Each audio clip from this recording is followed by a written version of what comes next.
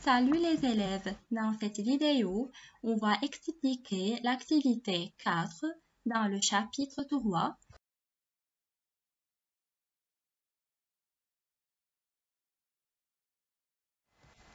Ouvrez vos livres à la page 56. Tout d'abord, on va définir un milieu aérien. C'est quoi le milieu aérien? C'est le milieu non aquatique, c'est-à-dire le milieu terrestre. Dans le milieu aérien, il existe 3 modes de respiration. Le premier mode, c'est la respiration pulmonaire qui se fait par les poumons, comme chez les êtres humains et chez la grenouille qui respire par les poumons quand elle se trouve sur la terre. Le deuxième mode de respiration, c'est la respiration trachéenne qui se fait par les trachées. Chez les insectes, prenons l'exemple de criquet. Le troisième mode de respiration, c'est la respiration cutanée qui se fait à travers la peau, comme chez le lombric. Voilà, on va commencer notre explication par la respiration pulmonaire. On va prendre l'exemple de la grenouille. La grenouille et tous les êtres vivants qui respirent par les poumons présentent 2 poumons. Ces 2 poumons sont 2 sacs transparents à parois fines et très riches en vaisseaux sanguins, on dit vascularisés. Chez la grenouille, l'air passe des narines vers les poumons. Alors, l'air passe des narines pour arriver aux poumons en passant par la glotte. Mais comment se font les échanges gazeux ou bien les échanges respiratoires au niveau des poumons? Les échanges respiratoires se font entre l'air et le sang au niveau des poumons. Et plus exactement, au niveau des alvéoles pulmonaires qui se trouvent dans les poumons. Ces alvéoles pulmonaires sont des petits sacs qui se trouvent dans chaque poumon. Le document D, page 56 dans vos livres, représente les échanges respiratoires au niveau des poumons. On peut voir que l'air inspiré entre dans les poumons, puis le dioxygène qui se trouve dans l'air inspiré passe du poumon vers le sang. Le flèche qui est en rouge représente le trajet du dioxygène. Et le dioxyde de carbone, représenté par le flèche vert, il passe du sang vers les poumons pour être rejeté avec l'air expiré. On peut clarifier ce document par un schéma. Ce schéma représente l'alvéole pulmonaire, ce qui est arrondi là. Autour de l'alvéole pulmonaire, on peut dessiner un capillaire sanguin dans lequel circule le sang. L'air inspiré, qui est riche en dioxygène, va rentrer dans l'alvéole pulmonaire, puis le dioxygène, qui est en rouge, va passer de l'air, c'est-à-dire des alvéoles pulmonaires, vers le sang. Et le dioxyde de carbone, qui se trouve dans le sang, va passer vers l'air alvéolaire pour être ensuite rejeté à l'extérieur du corps par l'air expiré. Alors, l'air expiré est riche en dioxyde de carbone.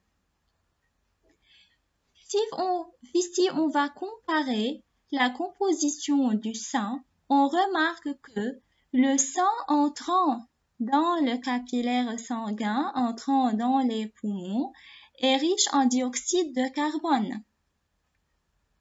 Mais quand il sort des poumons, il devient riche en dioxygène, puisque le dioxygène va passer de l'air alvéolaire vers le sang et par suite le sang devient riche en dioxygène à sa. Maintenant, on va comparer la composition du sang à l'entrée et à la sortie des poumons chez l'homme. On va comparer la composition du document E à la page 56 dans vos livres.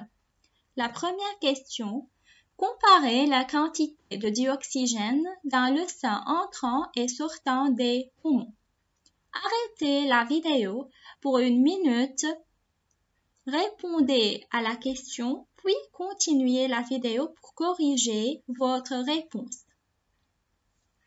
Pour comparer, il faut premièrement chercher les nombres convenables dans le tableau.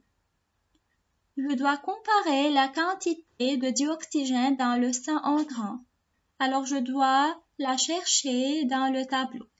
Dans cette colonne, on peut trouver la quantité de dioxygène. Et dans la deuxième ligne, on trouve le sang à l'entrée des poumons. Alors, 15, c'est la quantité de dioxygène dans le sang à l'entrée des poumons. Et pour trouver la quantité de dioxygène dans le sang sortant des poumons, je dois passer aux troisième ligne où on peut trouver le sang à la sortie des poumons, c'est 20. Maintenant, pour comparer deux nombres, il faut utiliser plus grand que, plus petit que ou bien égal à. La quantité de dioxygène dans le sang entrant dans les poumons, 15 ml, est plus petite que la quantité de dioxygène dans le sang sortant des poumons qui est 20 ml. Il ne faut jamais oublier d'écrire le nombre avec. La deuxième question, comparez la quantité de dioxyde de carbone dans le sang entrant et sortant des poumons. Premièrement, il faut chercher les quantités dans le tableau. La quantité de dioxygène, on peut trouver dans cette colonne. Et le sang à l'entrée de poumon se trouve dans la deuxième ligne, alors c'est 53. La quantité de dioxyde de carbone dans le sang à la sortie des poumons est 49.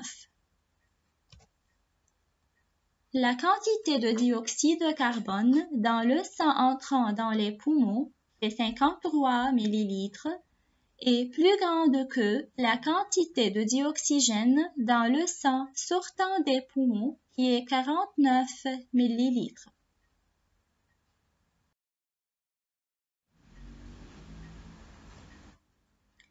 Tirez une conclusion. On peut conclure que le gaz inspiré par la grenouille, c'est le dioxygène, puisque la quantité de dioxygène a augmenté dans le sang à la sortie des poumons. Et le gaz expiré ou bien le gaz rejeté par la grenouille, c'est le dioxyde de carbone, puisque sa quantité diminue dans le sang à la sortie des poumons. Mais bien sûr, dans la conclusion, on n'écrit pas une justification.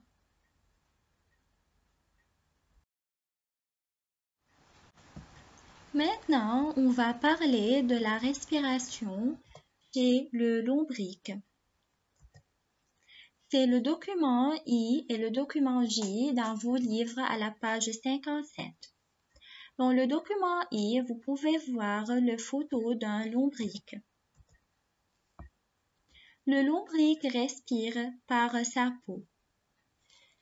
Ce qui permet à la peau d'être l'organe respiratoire du lombric, c'est que la peau est fine, elle est transparente et elle est toujours humide.